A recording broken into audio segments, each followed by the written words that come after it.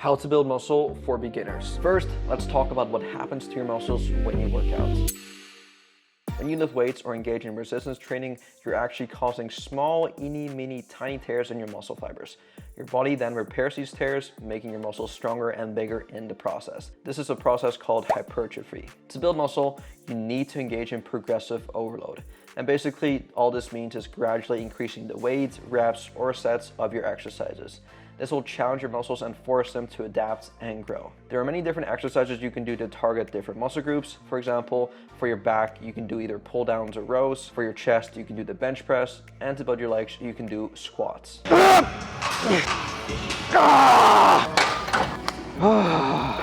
It's also important to have a balanced workout routine that includes exercises of all major muscle groups. Basically, this will help you build overall strength and a symmetrical physique. Nutrition also plays a huge role in muscle growth. Your body needs fuel to repair and grow muscle, and that fuel comes from the food you eat.